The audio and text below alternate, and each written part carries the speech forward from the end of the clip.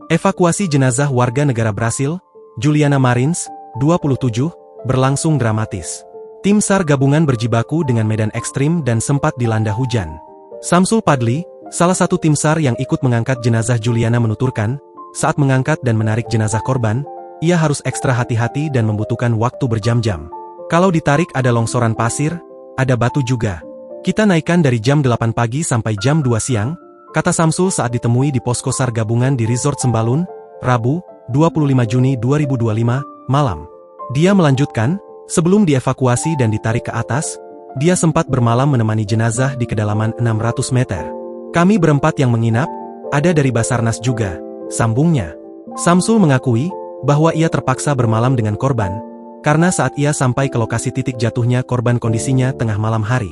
Turun sampai sana malam, mau tidak mau harus kita tunggu, kata Korlap SAR Lombok Timur ini. Dia menyampaikan, medan penyelamatan di Rinjani tidak mudah, sebab kontur tanah dan banyaknya bebatuan serta berpasir. Itu berat naikin jenazah, akuinya.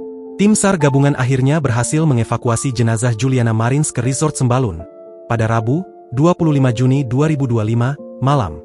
Pantauan tribunlombok.com, jenazah tiba di posko SAR gabungan di Resort Sembalun pukul 20.41 waktu Indonesia Tengah dan selanjutnya diberangkatkan menuju RS Bayangkara, Mataram. Sebelumnya diberitakan, seorang pendaki asal Brasil, bernama Juliana Marins, 27, itu dilaporkan terjatuh saat mendaki Gunung Rinjani, Sabtu, 21 Juni 2025. Dijelaskan Yarman, pihak TNGR awalnya menerima informasi tentang jatuhnya korban sekitar pukul 6.30 waktu Indonesia Tengah. Saat itu, korban sempat dinyatakan selamat hingga terlihat bergerak saat dipantau melalui kamera drone. Namun, pada Selasa, 24 Juni 2025, sore, Juliana Marins ditemukan sudah dalam kondisi meninggal dunia oleh tim SAR gabungan. Download Tribun X sekarang, menghadirkan lokal menjadi Indonesia.